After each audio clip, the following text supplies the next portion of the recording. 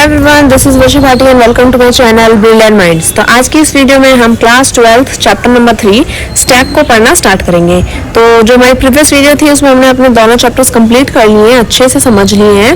तो अब जो हमारा स्टैक है उसकी बारी आई है। तो स्टैक ये चैप्टर क्या है, इसकी ज़रूरत क्यों पड़ी, या आखिर क्या फंक्शंस परफॉर्म करता है, तो वो सारी चीज़ें हम इस चैप्टर में पढ़ेंगे। सो इन दिस चैप्टर सबसे पहले हम क्या पढ़ेंगे, तो ब्रीफ में समझ लेते हैं। सबसे पहले तो इसका इंट्रोडक्शन आएगा कि स्टैक क्या है, क्यों है, कैसे आया, ये वो। फिर उसके बाद स्टैक एक्चुअली में है क्या चीज़, वो करता क्या है। फिर उसके बाद ऑपरेशंस पढ़ेंगे स्टैक के कि वो किस तरह से परफॉर्म होता है, क्या क्या उसमें करना पड़ता है, उसके ऑपरेशंस क्या हैं, किस तरह से वो ऑपरेट होगा। फिर उसके बाद implementation of stack in Python, यानी कि स्टैक को हम पाइथन में किस तरह से इम्प्लीमेंट कर सकते हैं, तो वो चीज़ें पढ़नी है। नोटेशन फॉर अर्थमेटिक एक्सप्रेशन, जो हमारे अर्थमेटिक ऑपरेशंस हैं जो हम यूज़ करते हैं अपनी डेली लाइफ में, उसके भी नोटेशंस हम क्या करेंगे, स्टैक में इम्प्लीमेंट करेंगे कि जो हमने प्लस माइनस देखा ना आपने, तो वो किस तरह से यहाँ पे इम्प्लीमेंट होंगे। फिर कन्वर्जन देखेंगे infix to postfix notation में। तो ये इनफिक्स पोस्ट फिक्स होता क्या है, पोस्ट फिक्स से क्या चीज़ें आती हैं, इनफिक्स क्या होता है, ये तो ये भी समझेंगे।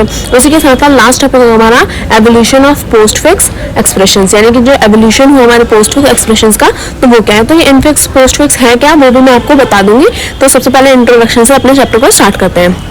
तो देखो, we have learned about different data types in Python for handling values in class 11th. Recall that strings, list, set, tuple, etc. are the sequence data type that can be used to represent collection of elements either of the same type or different type. Multiple data elements are grouped in a particular way for faster accessibility and efficient storage of data.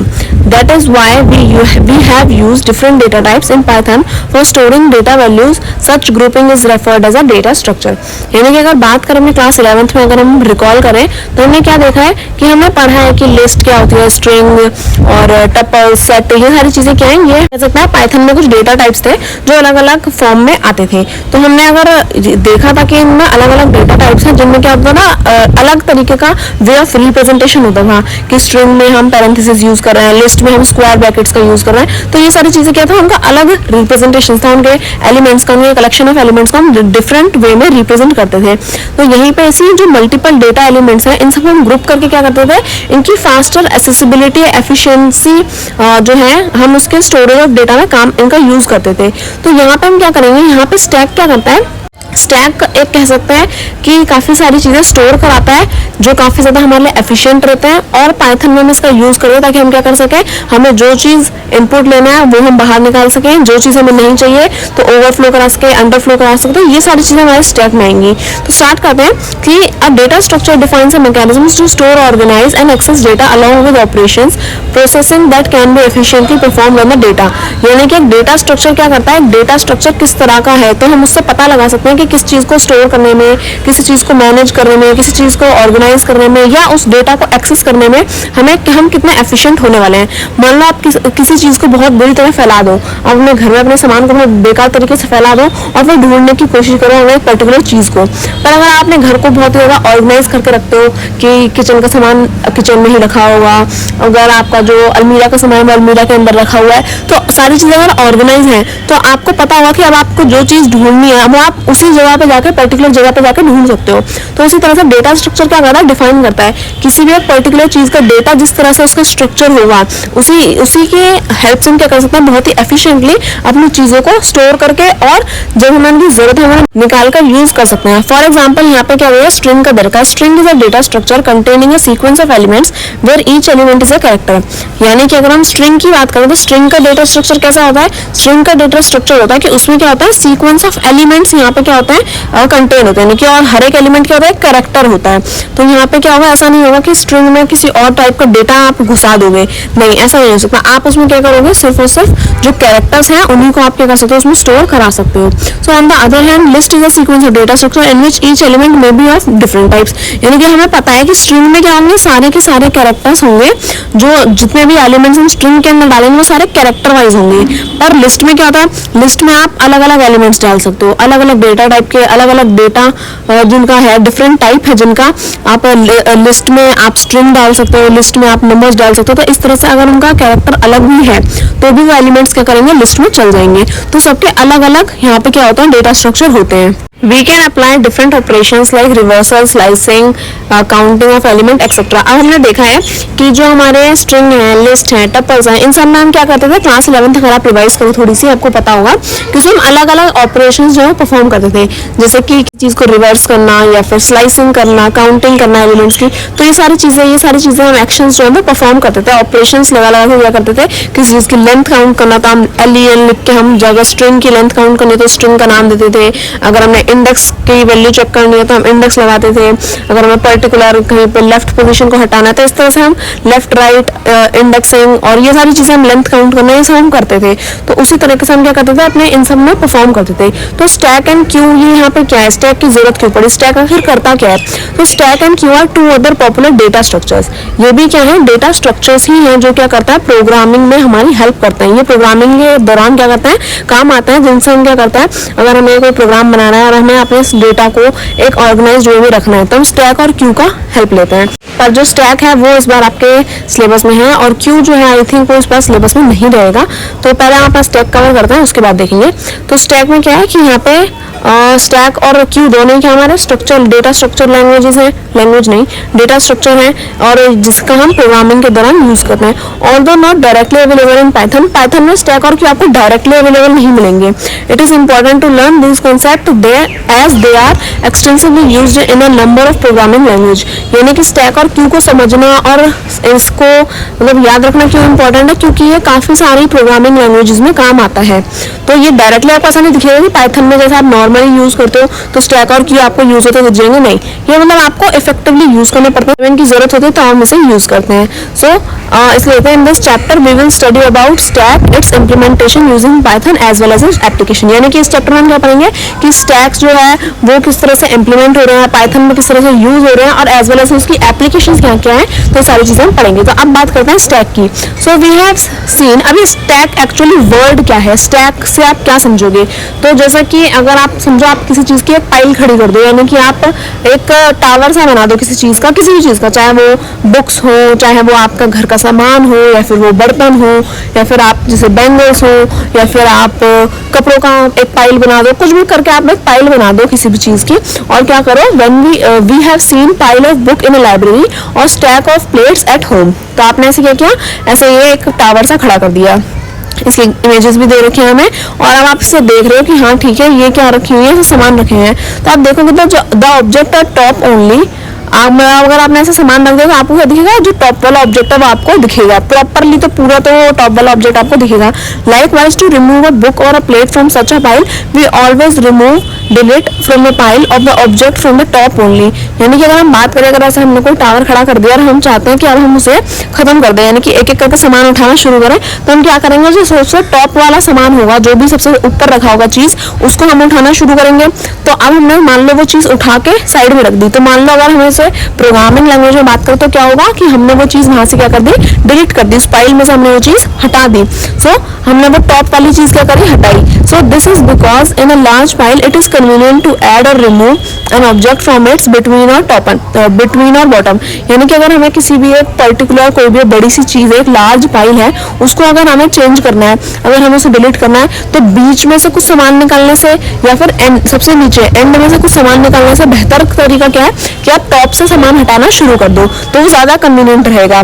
Otherwise अगर आप बीच में से या फिर and में से निकालोगे तो वो फाइल गिर भी सकती है। तो इस तरह से तो यहाँ पे क्या होगा, यहाँ पे हम कह सकते हैं वी ऐड न्यू एलिमेंट और remove existing element from the same and.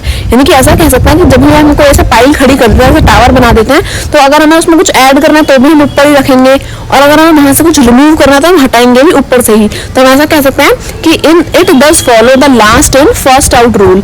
यानी कि हम ऐसा कह सकते हैं कौन सा प्रिंसिपल यूज होगा यहाँ पे, last in first out. LIFO यहाँ पे क्या होता है, यूज होता है।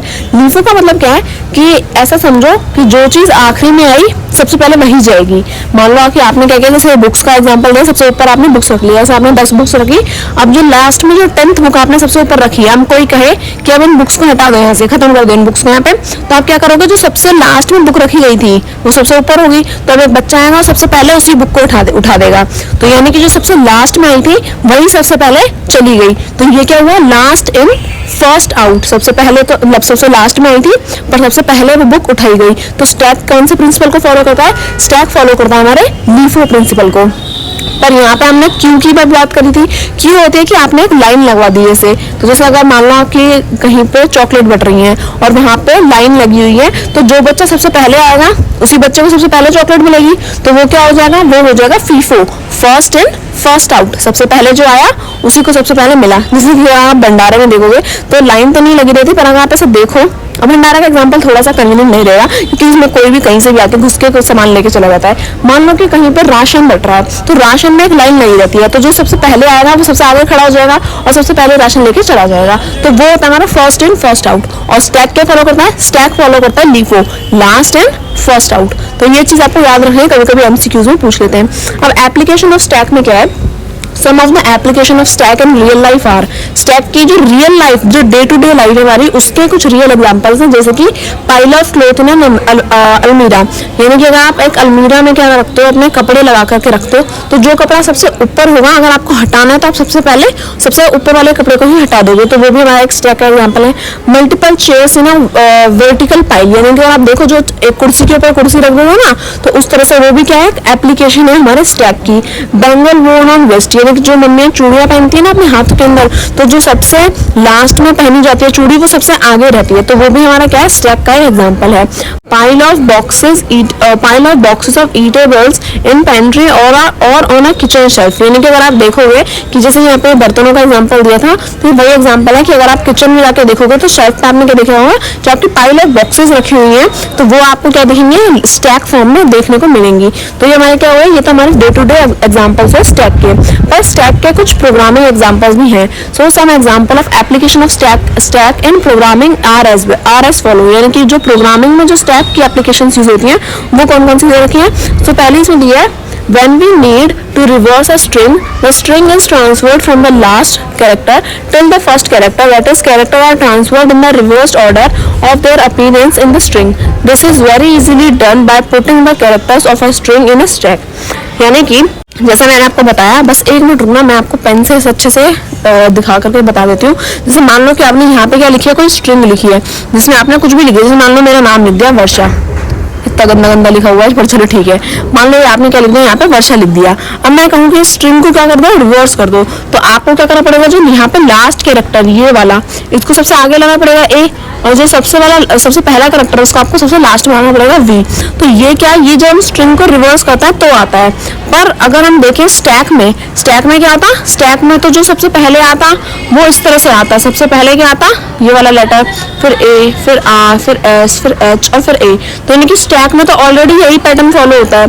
तो जैसे कि हम एक स्ट्रिंग को रिवर्स करते हैं तो स्टैक में क्या होता है? वो ऑलरेडी इसी तरीके से रहता है। जो सबसे पहले आएगा वो सबसे नीचे जाएगा, और सबसे लास्ट में आएगा वो सबसे ऊपर रह जाएगा। तो ऑलरेडी हमारी स्ट्रिंग जो हम रिवर्स करते हैं वो स्टैक में क्या होता है? ऑलरेडी परफॉर्म हो जाएगा। दूसरा क्या दिया है यहाँ पे?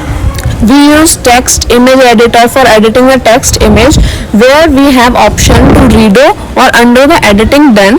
When we click on the redo undo icon, the most recent editing is redone and undone. In this scenario, the system uses stack to keep the track of changes made. यानी जब भी हम क्या करते हैं अपने images को, text को edit करते हैं तो उसके दौरान हमें क्या मिलता है? जैसे कि अगर मैं देखो आपको खुद भी करके दिखाऊं, जैसे मैंने ये कर दिया, अब मुझे यहाँ पे एक undo और redo यानी कि बैक जाने का और आगे जाने का क्या मिलता है? ऑप्शन मिलता है। जैसे मैंने यहाँ पे इसे बैक कर दिया, अब मुझे एक ऑप्शन मिलेगा कि आप वहां से वापस भी लेके आ सकते हो। तो ये क्या चीज है यहाँ पे? ये हम कह सकते हैं कि किसी भी चीज को रीडन करना या अनडन करना है, यानी जो मैंने कर दिया उसको दोबारा से उसे हटा देना या फिर उसे दोबारा से कर देना। जैसे मैंने इसे हटा दिया और मैंने इसे दोबारा से कर दिया, तो ये वाला जो ऑप्शन है ये हमारे किस में आता है? हमारे स्टैक के ही आते हैं। क्यों? क्योंकि स्टैक यहाँ पे क्या करता है? एक एप्लीकेशन रहती है कि स्टैक यहाँ पे ट्रैक रखेगा कि हमने क्या क्या चेंजेस मेड करे हैं। जैसे कि अभी मैंने कुछ भी करा है, मैंने ये लाइन बनाई, फिर इस तरह से ये किया, फिर ये बॉक्स बनाया, तो स्टैक क्या करेगा? यहाँ पे अपना ट्रैक रखता है कि क्या क्या चीजें परफॉर्म की गई हैं। और अगर मेरे से बोला जाए, जैसे देखो ये मैंने आपको पहले करके दिखाया था, तो उस सभी चीजों का क्या रहता है? यहाँ पे एक ट्रैक रहता है कि हम क्या कर सके, इसे इरेज कर लेते हैं सबसे पहले। तो यहाँ पे उसके पास में एक ट्रैक रहता है कि हमें क्या चीज़ अगर हमें दोबारा परफॉर्म करने के लिए बोल दी जाए तो हमें क्या चीज़ पहले लानी है, क्या चीज़ बाद में लानी है। तो इस सब का जो ध्यान रखना वो भी स्टैक का ही काम होता है। While browsing the web, we move from one web page to another by accessing links between them.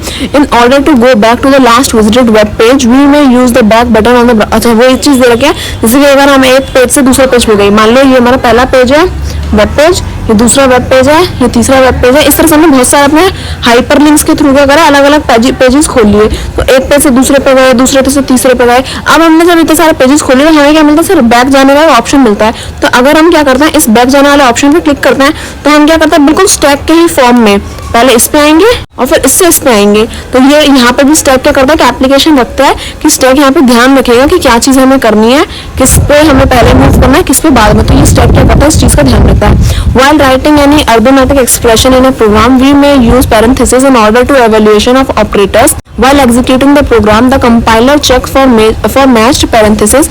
That is, each opening parenthesis should have a corresponding closing parenthesis, and the pair of parentheses are properly nested. In case of parentheses are mismatched, the compiler need to throw an error. अच्छा, जैसे कि यहाँ पे क्या है, जैसे parentheses हम लगाते हैं, मान लो मैंने कोई नंबर लिखा 4, 45 प्लस 65। अब मैंने यहाँ पे पहले तो पैरेंथेसिस लगा दिया, फिर मैंने क्या किया, इसको डिवाइड कर दिया 3 से, फिर मैंने यहाँ पे पैरेंथेसिस लगाया, मतलब मैंने एक और पैरेंथेसिस लगाया, यहाँ पे मैंने क्या करा, प्लस कर दिया यहाँ पे 45 और फिर इस पैरेंथेसिस को क्लोज किया, ये 45 लिखा है।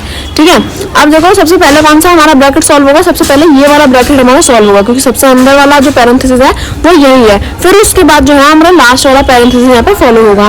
पर अगर मैं क्या करूँ, अब मैं यहाँ पे ऐसा करती, देखो मैंने ये हटाया और मैंने क्या किया, यहाँ पे मान लो मैंने ये वाला पैरेंथेसिस नहीं लगाया होता, सिर्फ यहाँ पे क्या लिखा होता, सिर्फ यहाँ पे इस तरह से 45 लिख दिया होता, तो इस वाले पैरेंथेसिस को तो कोई मिला ही नहीं कि अब मैं किसके संग सॉल्व हूँ। तो अब यहाँ पे क्या हो जाएगा, एक एरर क्रिएट हो जाएगी। अगर आपने बताया ही नहीं कि इस ब्रैकेट को किसके साथ सॉल्व करना है, तो वहाँ पे फिर क्या कहेगा, हमारा जो कंपाइलर है वो कहेगा कि नहीं मुझे समझ नहीं आ रहा, और वो एक एरर यहाँ पे शो करेगा हमें। तो इस चीज़ को हैंडल करना कि पैरेंथेसिस लगे हुए या नहीं लगे हुए, ये हैंडल करने का काम हमारा स्टैक का है। अब ऑपरेशंस देख लेंगे स्टैक के। पहली बात तो स्टैक कौन सा प्रिंसिपल फॉलो करता है, स्टैक फॉलो करता है हमारा लीफो प्रिंसिपल। तो ये चीज आपको अच्छे से याद रखनी है, यानी कि the end from which elements are added और deleted is called top of stack. यानी कि हमने देखा था कि जब भी हम क्या करता है, किसी भी एलिमेंट को ऐड करना है या फिर हमें क्या करना है, डिलीट करना है, तो मैं आपको बना के ही दिखा दूँ ताकि आपको अच्छे से याद रहे।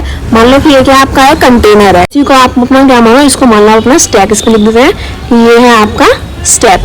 ठीक है, अब ये आपका कंटेनर है, तो आप यहाँ पे आपने कोई चीज डाली, जैसे आपने यहाँ पे नंबर ऐड कर रहे हो 1 2 3 4, अरे 4, अब ऐसे नंबर ऐड करें। अगर मैं कहूँ कि इसमें और नंबर डालूं तो मैं कलर चेंज कर लेती हूँ, समझ पा, और नंबर डालूंगी तो कहाँ से डालूंगी, टॉप से ही तो डालूंगी, ऐसा तो है नहीं कहीं और चली जाऊंगी, टॉप से ये नंबर ऐड करेंगे। अब मैं आके डिलीट करूँ तो डिलीट भी कहाँ से होगा, डिलीट भी सबसे पहले टॉप से ही होगा, पहले 6 जाएगा, फिर 5 जाएगा, फिर 4 जाएगा। तो इस तरह से, एक मिनट, अब ठीक है, पहले 5 जाएगा, फिर 4 जाएगा, फिर 3 जाएगा, फिर 2 जाएगा। तो यानी कि स्टैक क्या कर रहा है, यहाँ पे जो लीफो प्रिंसिपल है उसको फॉलो कर रहा है। और साथ ही साथ में हम ऐसा कह सकते हैं कि किसी भी चीज को ऐड और रिमूव करने का काम भी कहाँ से होगा, हमारे टॉप से ही स्टार्ट होगा, स्टैक के टॉप से ही सारी चीजें शुरू होती हैं। तो अगर हमें किसी चीज को ऐड करना है तो हम क्या करेंगे, फिर उसे पुश करेंगे, और अगर हमें किसी चीज को रिमूव करना है तो हम क्या करेंगे, पॉप का यूज करेंगे। ये ऑपरेशंस हैं। अगर स्टैक में कुछ चीज ऐड करनी है तो क्या करेंगे, हम उसे पुश करेंगे। याद रखना, अच्छे से याद रहता है। और मतलब ये पेपर में पूछ लेते हैं, मतलब ऐसा नहीं पूछेंगे कि पुश करना है या पॉप करना है, पर इसके क्वेश्चंस आते हैं जिसमें आपको पुश और पॉप करना पड़ता है। और अगर हमें किसी चीज को सब्ट्रैक्ट करना है, उसमें से हटाना है, तो हम क्या करेंगे, फिर वहाँ पे पॉप करेंगे। तो ये चीज आपको क्या है, अच्छे से याद रखनी है। अब यहाँ पे देख लेते हैं पुश और पॉप के ऑपरेशन किस तरह से यहाँ पे यूज होते हैं। तो पुश क्या होगा, ऐड करने के लिए न्यू एलिमेंट को, और पॉप क्या होगा, यहाँ पे रिमूव करने के लिए किसी एलिमेंट को। पर मान लो कि मेरी एक स्टैक थी ये, और पुश करते करते करते करते करते अब मैं इसकी बिल्कुल एकदम एंड पे पहुंच गई हूँ, और अब मैंने अगर इससे ज्यादा क्या कर दिया, इससे मैंने कुछ एक्स्ट्रा ऐड करने की कोशिश करी, तो वो चीज क्या हो जाएगी, यहाँ पे ओवरफ्लो हो जाएगी कि अब वो स्टैक से बाहर आ चुकी है। देखो स्टैक की लिमिट कहाँ थी, बस यहीं तक इसकी लिमिट थी, है ना। अब क्या होगा, ये ओवरफ्लो होने लग गई। तो अगर स्टैक के बाहर आप पहुंच जाओगे, पुश करते करते एलिमेंट्स को ऐड करते करते, अगर आप क्या करते हो, ज्यादा एलिमेंट्स ऐड कर दोगे, तो उसकी लिमिट से ज्यादा जितना, अगर वो स्टैक जितना फुल कर सकता था उससे ज्यादा आपने क्या करा, ऐड करने का ट्राई किया, तो फिर वो क्या हो जाएगा, एलिमेंट्स फिर हमारे ओवरफ्लो होने लग जाएंगे। पर ऑन द अदर हैंड अगर हम क्या बात करें, अगर हम बात करें पॉप की, पॉप क्या होता है, रिमूव करने के लिए। तो मान लो स्टैक में ऐसे हमने फुल तक एलिमेंट भर रखे थे, और हमने क्या किया, धीरे धीरे करके ना रिमूव करना स्टार्ट किया। तो देखो मैं रिमूव करके दिखाऊंगी, पहला एलिमेंट रिमूव हुआ, फिर दूसरा रिमूव हुआ, फिर तीसरा रिमूव हुआ, एक मिनट, फिर तीसरा रिमूव हुआ, फिर चौथा रिमूव हुआ, फिर पांचवा रिमूव हुआ। अब मेरे को कह रहा है कि और रिमूव करो, पर और कहाँ से रिमूव करूँ, अब तो अंदर कुछ बचा ही नहीं। तो ये यहाँ पे क्या हो गया, अब यहाँ पे कुछ बचा ही नहीं, तो हम इसे क्या कह सकते हैं कि अब यहाँ पे ये अंडर फ्लो हो गया, कि अब यहाँ पे कुछ भी नहीं बचा और सारी चीजें अब क्या हो गई हैं, खत्म हो गई हैं। तो ओवरफ्लो और अंडर फ्लो आई होप आपको समझ में आया होगा कि ये कैसे चलता रहता है। तो अब देखो, अगर पुश का हम समझे तो पुश कहाँ पे यूज आएगा, पहले तो ऐड करने के लिए, और ऐड करते करते ओवरफ्लो हो सकता है। पॉप यूज होगा रिमूव करने के लिए, और रिमूव करते करते अंडरफ्लो हो सकता है। तो ये चीज आपको यहाँ पे अच्छे से ध्यान रखनी है। अब देखो ये यहीं पे इसका एग्जांपल देखा, जैसे मैंने आपको बताया था वही टेबल का एग्जांपल इन्होंने भी यहाँ पे आपको दे रखा है। अब इम्प्लीमेंटेशन देखते हैं कि स्टैक की पाइथन में इम्प्लीमेंटेशन किस तरीके से की जाती है। तो देखो, we have learn so far the stack is a linear and ordered collection of elements, यानी कि हमने ये समझ लिया कि स्टैक क्या हमारा एक तो लीनियर फॉर्म में चलता है स्ट्रेट लाइन में, और ऊपर से ये क्या है हमारा एक ऑर्डर्ड कलेक्शन ऑफ एलिमेंट्स को फॉलो करता है, यानी कि जो ऑर्डर में है उसी ऑर्डर में रहेंगे, एक ऑर्डर में आए हैं एक ऑर्डर में जाएंगे। तो ये इस तरह से हमारा यूज होता है, और टॉप से ही हमारा इंसर्ट और रिमूव होना स्टार्ट होता है। अब यहाँ पे क्या करता है, let us write a program to create stack of classes as given, यानी कि अब हम क्या करेंगे, प्रोग्राम राइट करेंगे यहाँ पे कि हमें क्या करना है, कि हमें यहाँ पे प्रोग्राम क्रिएट करना है कि हम एक स्टैक ऑफ ग्लासेस का क्या करने वाले हैं, यूज करने वाले हैं। एक बार ग्लासेस को इंसर्ट करेंगे, एक बार क्या करेंगे, ग्लासेस को डिलीट करेंगे। तो इसके बाद क्या करेंगे, चेक करेंगे कि हमारा स्टैक जो है वो एम्प्टी हुआ या नहीं। अगर कोई ग्लास उसमें नहीं बचा तो हमारा स्टैक क्या बताए, कि हमें ये भी बताए कि हमारा जो स्टैक है वो एम्प्टी हो गया है। और find the number of elements in the stack, और फिर हमें ये भी बताना है कि जब हमने उसमें ग्लासेस एंटर करे तो कितने नंबर ऑफ एलिमेंट्स जो है वो स्टैक के अंदर गए। तो ये हमें रीड आउट करें कि टॉप मोस्ट एलिमेंट जो है स्टैक में कितने हैं, हम कितने एंटर करते जा रहे हैं। तो ये सारे प्रोग्राम हमें यहाँ पे बनाना है। तो प्रोग्राम बनाने के लिए सबसे पहले हम देखते हैं कि क्या किया। सबसे पहले तो एक लिस्ट बनाएंगे, सबसे पहले तो ग्लास स्टैक को क्रिएट करेंगे ना सबसे पहले तो glass stack is equal to हमने लिस्ट बना दी, जो कि अभी हमने ब्रैकेट में पैरेंथेसिस लगा दिए और कुछ उसके अंदर डाला नहीं है, तो अभी वो एम्प्टी है। So glass stack is equal to list हमने वहां पे क्रिएट कर दिया है। उसके बाद क्या करेंगे, वो फंक्शन का नेम है is empty, the function name is empty to check whether the glass stack is empty or not, यानी कि हम क्या करेंगे, फंक्शन का नाम is empty दे देंगे ताकि हम ये पता कर सके कि हमारा ग्लास स्टैक empty है या नहीं। तब क्या करेंगे, फिर रिमूव करेंगे। अगर हमें चेक करना है कि empty हो जाएगा तो empty करने के लिए तो रिमूव करना पड़ेगा। अगर empty आता है हम क्या करेंगे, अंडरफ्लो यहाँ पे क्या करेंगे, रिजल्ट में अपना शो करेंगे।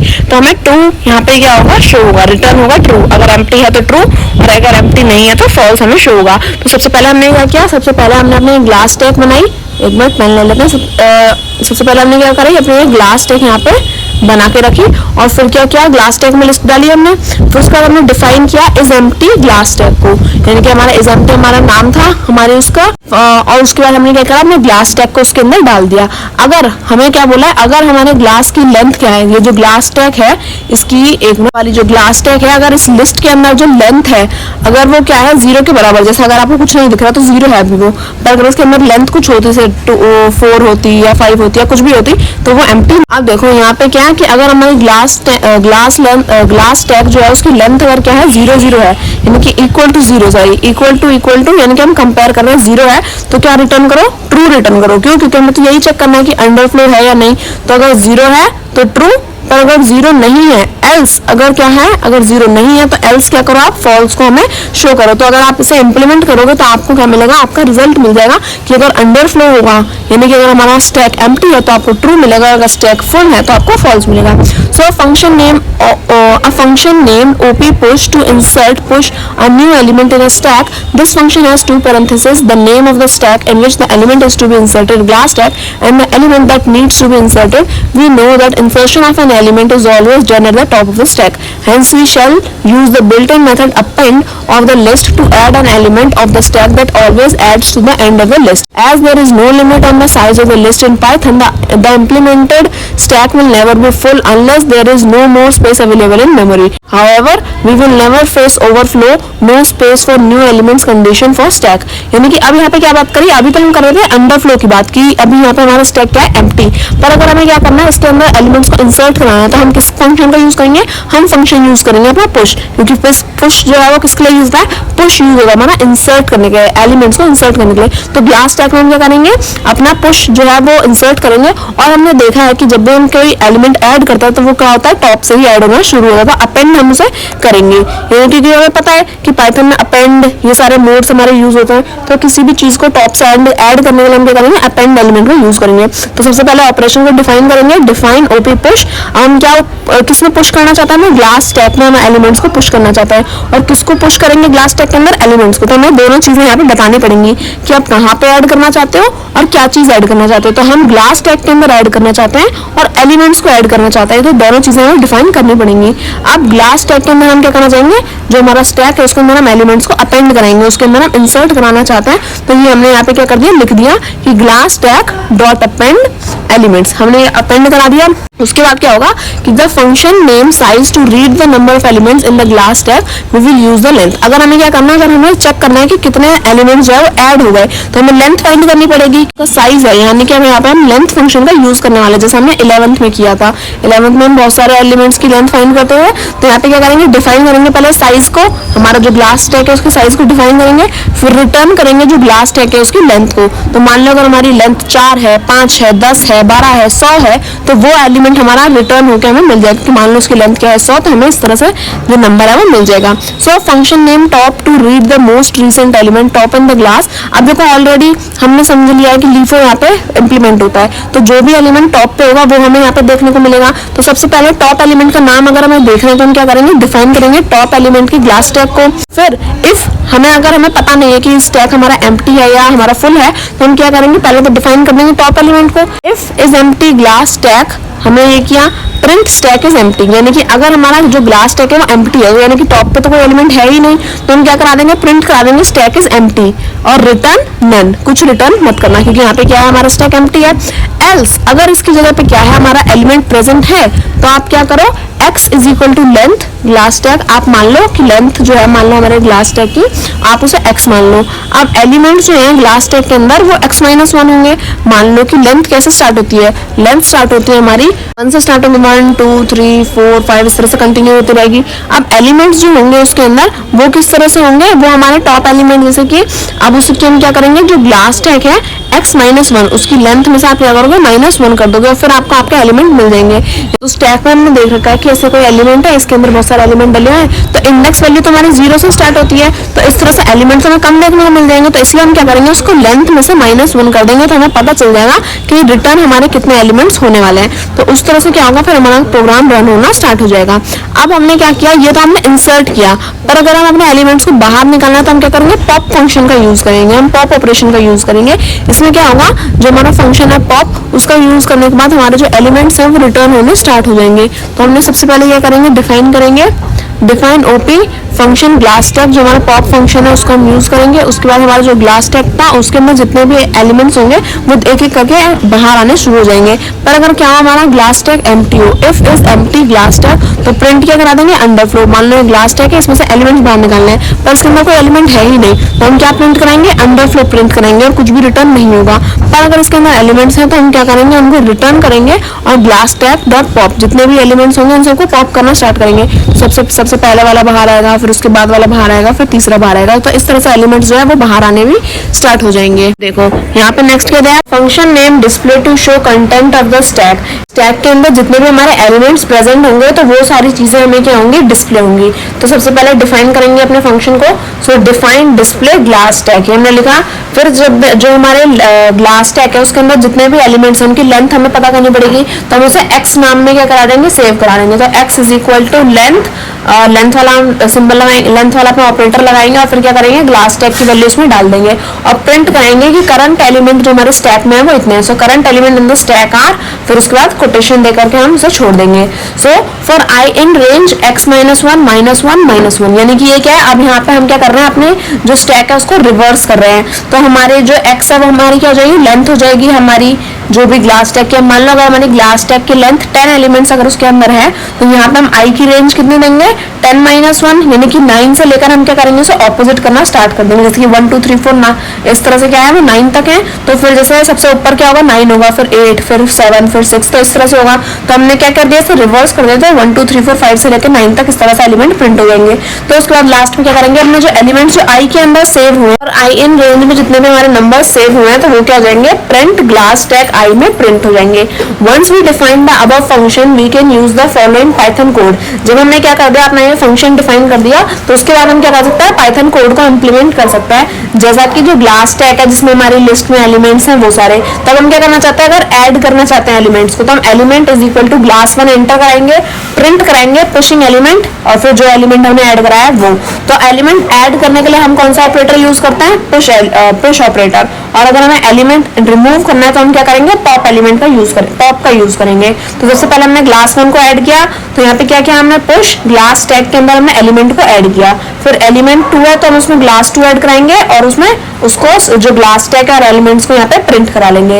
अब अगर हमें क्या करना है, डिस्प्ले करना है number of elements in the stack. ये तो हो गया कि एलिमेंट्स को ऐड कराना, पर अगर हमें यहाँ पे रिप्रेजेंट करना है कि कितने स्टैक में हमारे एलिमेंट्स ऐड हो गए, तो हम क्या करेंगे, प्रिंट कराएंगे current number of elements in stack is, और जो हमारे ग्लास स्टैक का साइज होगा यानी कि उसको जो लेंथ होगी वो हम यहाँ पे क्या करा लेंगे, प्रिंट करा लेंगे। तो उससे हमें पता चल जाएगा कितने नंबर ऑफ एलिमेंट्स हमारे स्टैक में हैं। अब ये तो हो गया कि पहला हो गया एंटर कराना, दूसरा हो गया डिस्प्ले कराना। अगर हमें अपने स्टैक एलिमेंट में से एलिमेंट्स को रिमूव कराना है, तो रिमूव कराने के लिए हम पॉप ऑपरेटर का यूज करते हैं। So element is equal to op pop, और हम ग्लास स्टैक में से हम पॉप करा देंगे, यानी कि एलिमेंट्स को बाहर निकाले देंगे। तो प्रिंट कराएंगे अपने आंसर में पॉप्ड एलिमेंट इज, जो एलिमेंट बाहर आया है, जो रिमूव हुआ एलिमेंट वो हमारा बाहर आ जाएगा। उसके बाद अगर हमने क्या किया, एक एलिमेंट रिमूव किया, अब उसकी जगह हमें दूसरा एलिमेंट ऐड कराना है, तो एलिमेंट इज इक्वल टू ग्लास3 हम क्या करा देंगे, एलिमेंट को ऐड करा देंगे और दोबारा से इसे पुश ऑपरेटर से ऐड करेंगे अपने स्टैक के अंदर। अब यहाँ पे दिया है कि display the last element added to the stack. अब हम चाहते हैं कि हमें सारे एलिमेंट्स ना शो हो, हमें सिर्फ वही एलिमेंट डिस्प्ले हो जो हमने लास्ट में क्या किया है, ऐड किया, यानी कि जो ग्लास3 हमने लास्ट में ऐड किया था सिर्फ वही क्या होना चाहिए, जो टॉप मोस्ट एलिमेंट है वो शो हो। तो प्रिंट कराएंगे, क्योंकि जो लास्ट एलिमेंट होता है वो क्या होता है, स्टैक फॉलो करता है लीफो प्रिंसिपल को। तो जो लास्ट एलिमेंट होगा, मान लो ये वाला जो लास्ट एलिमेंट है, अब हमें सिर्फ यही शो करना है, तो हम क्या करेंगे, यही हमारा क्या होगा, टॉप एलिमेंट होगा। तो हम चाहेंगे कि जो टॉप एलिमेंट है वही क्या आ जाए, हमारा प्रिंट होकर के आ जाए। तो इसे इरेज करते हैं और आगे बढ़ते हैं।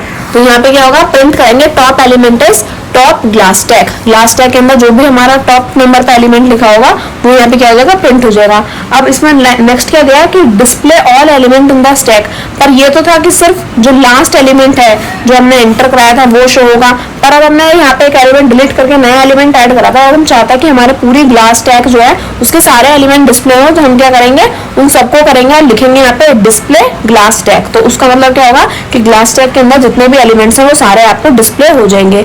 अब अगर हमें क्या करना है, डिलीट करना है all elements from the stack, तो एक तो आप एक एक करके डिलीट कर सकते हो, पॉप लगा करके कि एक एक करके एलिमेंट्स को डिलीट कर दिया। पर आप चाहते हो कि आपकी स्टैक क्या हो जाए, अंडरफ्लो हो जाए, बिल्कुल एम्प्टी हो जाए, तो आप क्या करोगे, व्हाइल ट्रू, जब तक ट्रू रहेगा आपका जो प्रोग्राम, जब तक ये प्रोग्राम आपका चलता रहेगा। सो आइटम इज इक्वल टू आप क्या कराओगे, पॉप कराओगे ताकि आप रिमूव करा सको। तो ओपी पॉप ग्लास स्टैक में से आपको रिमूव कराना है। If item is equal to none, यानी कि अगर आइटम हमारा 0 होगा तो हम प्रिंट करा देंगे स्टैक इज एम्प्टी नाउ, और फिर उसके बाद हमारा जो प्रोग्राम है वो ब्रेक हो जाएगा। एल्स अगर हमारा वो 0 ना हो, हमारा एम्प्टी ना हो, जब तक हम क्या करेंगे, प्रिंट कराते रहेंगे कि पॉप्ड एलिमेंट कौन सा है, जो भी आइटम होगा वो लिख के आ जाएगा। अब आउटपुट क्या आएगा, सबसे पहले तो जब मैं एलिमेंट पुश किया था वो ग्लास1 आ जाएगा, फिर ग्लास2 हमने पुश किया था वो आ जाएगा। तो करंट नंबर ऑफ एलिमेंट्स कितने हो गए, 2 हो गए। फिर उसके बाद हमने क्या किया, ग्लास2 को बाहर निकाल दिया था, वो पॉप करा लिया था। फिर उसके बाद हमने एक नया एलिमेंट ऐड किया था जो था हमारा ग्लास3, और टॉप एलिमेंट कौन सा था हमारा, ग्लास3। करंट एलिमेंट जो हमारे स्टैक में प्रेजेंट है वो है हमारे क्लास 3 और क्लास 1, और उसके बाद जो पॉप एलिमेंट थे वो थे क्लास 3, क्लास 1। उसके बाद क्या होगा, हमारा जो स्टैक है वो अंडरफ्लो हो गया, और लास्ट हमने प्रिंट करा दिया एम्प्टी होने के बाद स्टैक को कि स्टैक इज एम्प्टी नाउ। तो अगर आप ये प्रोग्राम रन करोगे तो आपको यही आउटपुट देखने को मिलेंगे। अब हमारे कुछ अर्थमेटिक नोटेशंस हैं, जैसे कि प्लस माइनस करना ऑपरेशंस को, तो वो किस तरह से करेंगे। So we write arithmetic expressions using operation in between operands like x plus y, 2 minus 3 multiply by y, etc. and use parentheses to order the evaluation of the operators in complex expression. These expressions follow infix representation and are evaluated using BODMAS rule. यानी कि जब हम क्या करते हैं arithmetic operations का use कर रहे हैं स्टैक के दौरान, तो उसमें क्या होगा, हम ऑपरेंड्स और ऑपरेटर्स दोनों का यूज करेंगे। तो ऑपरेटर्स तो होते हैं हमारे ये जो सिंबल्स हैं, जैसे कि प्लस, माइनस, मल्टीप्लाई, डिवाइड, तो ये तो ऑपरेटर्स हमारे ये ऑपरेशंस परफॉर्म करेंगे। और ऑपरेंड्स होते हैं हमारे variables x plus y, 2 minus 3 y, ये सारे क्या हो जाएंगे हमारे ऑपरेंड्स हो जाएंगे। तो ये हम क्या करेंगे, हम इनका जब परफॉर्म करता है पोस्ट फिक्स और इनफिक्स, इन्हीं में आता है कि अगर आपने ऑपरेटर्स और ऑपरेंड्स की पोजीशन चेंज कर दी तो इनफिक्स, प्रीफिक्स, पोस्ट फिक्स ये सारी चीजें आती हैं। तो फॉर एग्जांपल यहाँ पे मैं सबसे पहले समझाया प्रीफिक्स क्या होती है।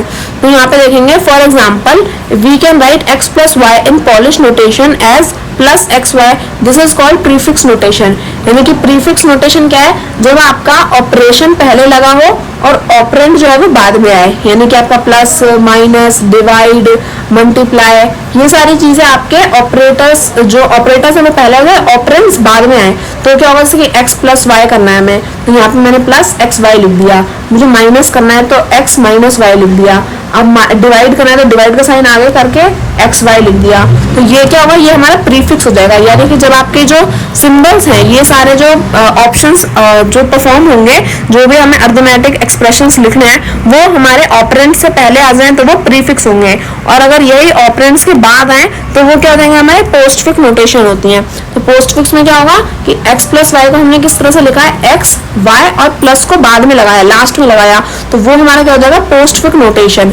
तो ये प्रीफिक्स और पोस्टफिक्स इस तरह से डिफाइन होता है। और इनफिक्स का मतलब होता है कि जब भी हमारे ऑपरेटर्स ऑपरेंड्स के बीच में होंगे, यानी कि हम सिंपल क्या लिख सकते हैं, x और y के बीच में अपना कोई भी ऑपरेटर यूज कर सकता है, प्लस, माइनस, डिवाइड, मल्टीप्लाई, कुछ भी हम यहाँ पे यूज करेंगे तो वो इनफिक्स आ जाएगा। इसकी टेबल भी दे रखी है। इनफिक्स में क्या होता है, operators are place between the operands. आप खुद ही देख सकते हो x, y और z के बीच में हमारे क्या है, यहाँ पे ऑपरेटर्स प्रेजेंट है, या फिर 3, 4, 5 इन सब के बीच में अगर ऑपरेशंस हमारे प्रेजेंट हैं, ऑपरेटर्स अगर इनके बीच में है तो वो इनफिक्स हो जाएगा। प्रीफिक्स का मतलब होता है कि ऑपरेटर्स से पहले, यहाँ पे हमारे ऑपरेटर्स क्या है, स्टार्टिंग में ही लगे हुए हैं, तो वो क्या हो जाएंगे, प्रीफिक्स हो जाएंगे। और पोस्ट फिक्स में क्या होगा, पोस्ट फिक्स में जो हमारे ऑपरेटर्स हैं वो लास्ट में लगे होंगे, तो वो हमारा पोस्ट फिक्स हो जाएगा। तो ये टेबल आपको अच्छे से याद रखनी है।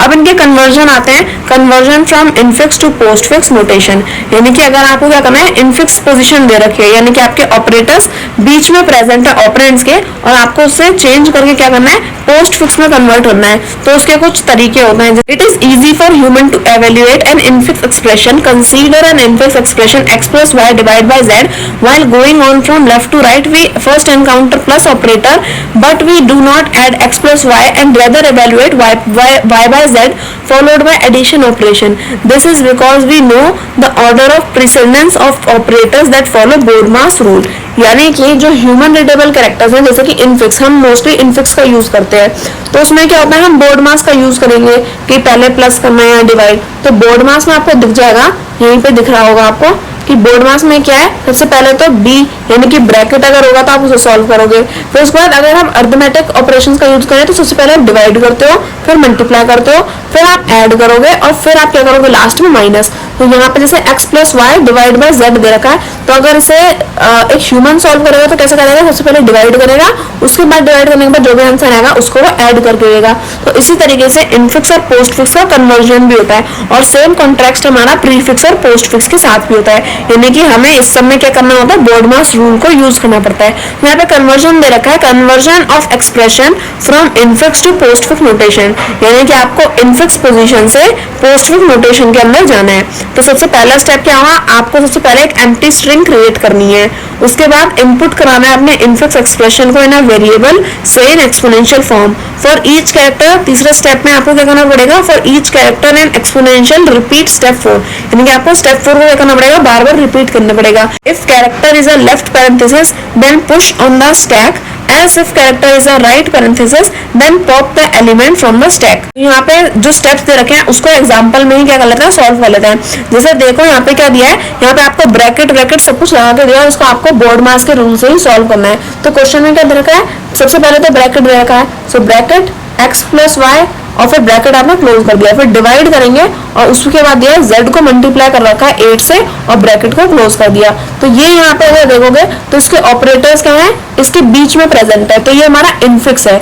इनफिक्स को कन्वर्ट करना है किसमें, हमें पोस्टफिक्स में, तो इसे कन्वर्ट करते हैं। तो इनफिक्स को पोस्टफिक्स में का जो कन्वर्जन है वो या तो आप इस मेथड से भी कर सकते हो जो बुक में आपको दे रखा है, या फिर आप क्या कर सकते हो, बिल्कुल बुक का मेथड ना यूज करके आप सिंपली भी इसे सॉल्व कर सकते हो। तो इसे मैं आपको अपने नोट्स में सॉल्व करके दिखाती हूँ, उसके बाद हम इस क्वेश्चन को आंसर इसका चेक करेंगे। तो यहाँ पे क्या करेंगे, अब हम इस क्वेश्चन को सॉल्व करेंगे। तो अगर हम बात करें अपने क्वेश्चन की, तो हमारा क्वेश्चन था क्या, इसका कलर चेंज कर लेते हैं। यहाँ पे जो हमारा क्वेश्चन था वो था हमारा x प्लस वाई ब्रैकेट लगा हुआ था और हमने क्या कर रखा था, डिवाइड कर रखा था z और मल्टीप्लाई कर रखा था 8 से। ये हमारा क्या था, क्वेश्चन था। और अगर हम देखें तो ये हमारा एक इनफिक्स है और हम इसे किस में कन्वर्ट करना था, इसे इनफिक्स से कन्वर्ट करना है हमें पोस्ट फिक्स में। तो यहाँ पे अगर हम समझे तो सबसे पहले हम क्या करेंगे, अगर इसे और ज्यादा कन्वीनियंट बनाना है तो अपनी मर्जी से आप क्या करना, एक ब्रैकेट बाहर लगा देना और एक इसके लास्ट में लगा देना, ताकि आप क्या कर सको, पूरे ब्रैकेट को कवर कर सको। अब क्या करेंगे, अब हम यहाँ पे हमारे जो भी वेरिएबल्स हैं उन्हें अलग लिखते जाएंगे और जो हमारे सिंबल्स हैं हम अलग लिखते जाएंगे। तो सबसे पहला सिंबल क्या है हमारा, ये वाला ओपन ब्रैकेट हमारा पैरेंथेसिस, इसे थोड़ा छोटा कर लेते हैं। सबसे पहले हम क्या करेंगे, अपना पैरेंथेसिस यहाँ पे लगाएंगे। उसके बाद वेरिएबल तो कुछ भी नहीं है तो इसे ऐसे ही रहने देंगे। फिर दूसरा वेरिएबल है, दूसरा जो सिंबल है हमारा वो हमारा दोबारा से क्या है, पैरेंथेसिस। तो हमने दोबारा पैरेंथेसिस लगाया, जो पहले वाला था वो भी लगाएंगे और जो दूसरा वाला है वो भी लगा देंगे। और वेरिएबल अभी भी कुछ नहीं आया तो ऐसे ही रहने देंगे। अब क्या करेंगे, दोबारा से पैरेंथेसिस लगाएंगे और देखेंगे यहाँ पे x लिखा हुआ है, तो x वेरिएबल है, तो x को हम इस साइड पे लिख लेंगे। उसके बाद आया हमारा प्लस, तो प्लस को हम क्या करेंगे, यहाँ पे लिखेंगे डबल पैरेंथेसिस, उसके बाद प्लस की वैल्यू लगाई और वेरिएबल कुछ भी नहीं है तो दोबारा से इसे ऐसे ही रहने देंगे। x के बाद हमारा x के बाद आया हमारा y, तो यहाँ पे क्या करेंगे, पैरेंथेसिस लगाएंगे, प्लस रहने देंगे और वेरिएबल की जगह पे वेरिएबल लिख देंगे। उसके बाद हमारा ये ब्रैकेट क्या हो गया, क्लोज हो गया। ये ब्रैकेट हमारा क्लोज हुआ, तो यहाँ पे क्या करेंगे, अपने पैरेंथेसिस प्लस और ये ब्रैकेट हमने क्या कर दिया, क्लोज कर दिया और यहाँ पे अपना y ऐसे ही रहेगा। जैसे ही आपका क्या हो, ब्रैकेट यहाँ पे क्लोज हो जाए, इसको मैं हाईलाइट कर देती हूँ। जैसे ही आपका ब्रैकेट क्या हो, क्लोज हो, तो आप क्या करो, उस क्लोज ब्रैकेट में जो भी आंसर आया है उसको आप बाहर निकाल दो। यहाँ पे क्या करेंगे, यानी कि हम बाहर निकाल लेंगे प्लस को। तो अब हम क्या करेंगे, अब इसे सीधा लिख सकते हैं। यहाँ पे सबसे पहले हमारा वेरिएबल में x है फिर y है, तो x लिखेंगे फिर y लिखेंगे और क्या बाहर आया है हमारा ब्रैकेट से प्लस, तो प्लस हम बाहर निकाल लेंगे। तो अब हमारा एट द एंड क्या बच गया, सिर्फ और सिर्फ एक सिंगल पैरेंथेसिस यहाँ पे बच गया। तो सिंगल पैरेंथेसिस के बाद क्या आया हमारा, डिवीजन का साइन आया, तो क्या करेंगे, यहाँ पे डिवीजन का सिंबल लगा देंगे। फिर उसके बाद वेरिएबल तो कुछ भी नहीं है तो वेरिएबल की जगह पे खाली छोड़ देंगे। फिर उसके बाद दोबारा से क्या हमारा पैरेंथेसिस आया, तो यहाँ पे इस तरह से पैरेंथेसिस लगाएंगे, फिर डिवीजन लगाएंगे, फिर पैरेंथेसिस लगाएंगे और वेरिएबल की जगह खाली छोड़ देंगे। फिर क्या आया, z, अब इसे वेरिएबल की जगह पे लगाएंगे, तो पैरेंथेसिस डिवीजन पैरेंथेसिस और यहाँ पे z लिख देंगे। z के बाद मल्टीप्लाई आया, मल्टीप्लाई के बाद 8 है, तो क्या करेंगे, यहाँ पे करेंगे अपना पैरेंथेसिस डिवीजन पैरेंथेसिस, मल्टीप्लाई है तो यहाँ पे लगा देंगे और कोई वेरिएबल नहीं है तो छोड़ देंगे। फिर क्या था हमारा, पैरेंथेसिस के बाद में मल्टीप्लाई के बाद में यहाँ पे 8 था तो 8 लिख दिया हमने। इसके बाद क्या हो जाएगा हमारा, देखो यहाँ पे ये क्लोज हो रहा है ब्रैकेट, तो क्या करेंगे, parenthesis division parenthesis multiply bracket close और यहाँ पे लिख देंगे 8। और जैसे ही हमारा ब्रैकेट क्लोज होता है तो वैसे ही हम क्या करते हैं, वो जो भी क्लोज हुआ इस वाले साइन को हम बाहर निकाल लेंगे। तो जैसे ही बाहर आएगा, तो अभी हमने बाहर निकाला था तो क्या लिखा था, एक्स वाई प्लस लिखा था, तो अब क्या लिखेंगे, एक्स वाई प्लस वेरिएबल क्या क्या हमारे z है और 8 है, तो यहाँ पे लिखेंगे z और 8 और लिखने के बाद क्या बाहर आया, मल्टीप्लाई, तो इसको मिटा करके थोड़ा सा नीचे लिख लेते हैं ताकि अच्छे से समझ में आए। तो यहाँ पे लिखेंगे हम एक्स वाई प्लस z 8 और क्या है मल्टीप्लाई, ये हमने यहाँ पे लिख दिया। अब इसके बाद क्या करेंगे, ये पैरेंथेसिस हमारा क्लोज हुआ, इसके बाद हमारा एक और पैरेंथेसिस है जो हमने अपनी तरफ से लगाया था ताकि लास्ट में हम क्लोज कर सके, इसलिए। तो क्या करेंगे अपना, लास्ट में हमारे पास क्या बचा, ये और ये डिवीजन का साइन बचा, क्योंकि ये वाली चीज तो बाहर निकल गई थी। तो अब लास्ट में हमारा जो क्लोज पैरेंथेसिस है उसे बंद करेंगे और वेरिएबल की जगह कुछ भी नहीं है, तो देखो ये क्लोज हो गया। जैसे ही क्लोज होता है हम उसे क्या कर देते हैं, बाहर निकाल देते हैं। तो अब आंसर की जगह क्या आ जाएगा, XY प्लस Z8 मल्टीप्लाई और डिवीजन का साइन। तो ये क्या हुआ, ये हमारा जो इनफिक्स था वो कन्वर्ट हो गया हमारा पोस्ट फिक्स में। ये मैंने आपको बोलकर और बताकर समझाया है, इसलिए हमें थोड़ा सा टाइम लगा। अदरवाइज अगर आप इसे खुद सॉल्व करोगे तो बहुत ही जल्दी से सॉल्व हो जाएगा। तो infix to postfix convert करना बहुत ही आसान है। तो आई होप आपको समझ में आएगा। अब वापस चलते हैं अपनी बुक पर।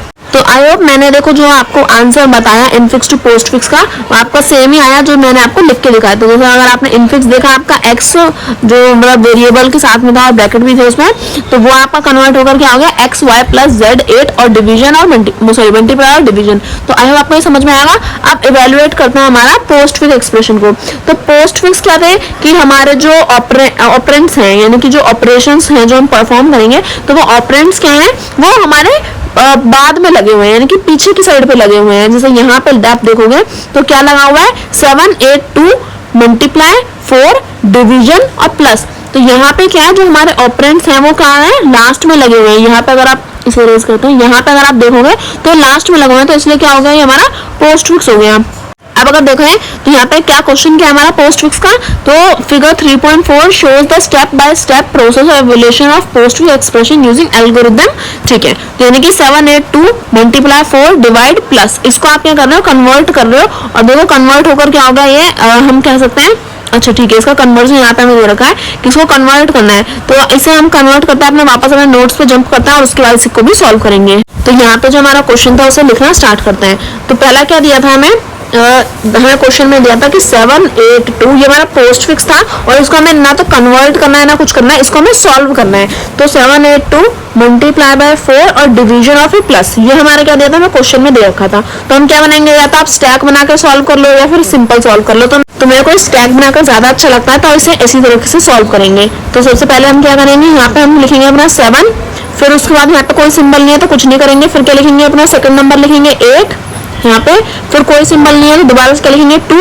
अब यहाँ पे क्या दिया है, अब यहाँ पे रखा है हमें यहाँ पे मल्टीप्लाई का साइन, तो यहाँ पे हम क्या करेंगे, मल्टीप्लाई का साइन लगाएंगे। अब मल्टीप्लाई करना है किसको और किसको, अब मल्टीप्लाई करेंगे हम 2 और 8 को, क्योंकि ऊपर का जो नंबर है वो नीचे वाले 2 को मल्टीप्लाई करवाता है। तो 2 8 का क्या हो जाएगा 16, तो इसे दोबारा से स्टैक बनाते हैं यहाँ पे। और यहाँ पे क्या आ जाएगा, 7 तो एज इट इज सेम ही लिखा रहेगा, तो यहाँ पे 7 हो जाएगा। पर 2 8 का मल्टीप्लाई हो गया तो क्या आ जाएगा, यहाँ पे 16 आ जाएगा। अब 16 के बाद मल्टीप्लिकेशन तक सब कुछ हो चुका है। अब क्या बचेगा हमारा 4, तो यहाँ पे लिखेंगे 4। फिर उसके बाद क्या दे रखा है हमें, डिवीजन का साइन दे रखा, तो डिवीजन करेंगे, 4 और 16 को डिवाइड करेंगे तो 4 के टेबल में 16 4 टाइम्स आता है। तो यहाँ पे क्या करेंगे, अपनी स्टैक बनाएंगे और यहाँ पे लिखेंगे अपना 7 सबसे नीचे आ जाएगा और इसे डिवाइड करने के बाद क्या आंसर आएगा, 4 आंसर आएगा, 4 लिख देंगे। तो डिवीजन तक सब कुछ परफॉर्म हो गया। अब बचेगा प्लस का साइन, तो प्लस करेंगे और इन दोनों को क्या कर लेंगे, प्लस कर लेंगे। तो 4 और 7 को प्लस करेंगे तो क्या आंसर आएगा, आंसर आ जाएगा 11। तो यानी कि 7 8 2 मल्टीप्लाई 4 डिवाइड प्लस, इसका आंसर क्या होगा, इसका आंसर होगा 11। तो इस तरह से क्या आप कर सकते हो, कन्वर्जन कर सकते हो। तो वापस अपनी बुक पर जंप करते हैं। तो देखो इसका भी आंसर हमारा क्या है, इसका आंसर भी हमारा रिजल्ट अगर हम देखें तो रिजल्ट में हमारा आंसर 11 ही यहाँ पे दे रखा है। तो आई होप मैंने आपको जो समझाया वो आपको अच्छे से समझ में आया होगा कि जो कन्वर्जन हैं और पोस्ट फिक्स से इनफिक्स से पोस्ट फिक्स में जंप करना या फिर इनको सॉल्व करना, तो आई होप आपको समझ में आया। आपको सिंपल एक स्टैक बनानी है और उसके जो ऑपरेशन है उनको यूज करते जाना है, जैसा आप बोर्ड मास यूज करते थे बिल्कुल उसी की तरह। तो आई होप मैंने जो भी समझाया वो सारा अच्छे से समझ में आया होगा। और वीडियो अच्छी लगी तो प्लीज वीडियो को लाइक करें, subscribe to my channel. Thank you for watching.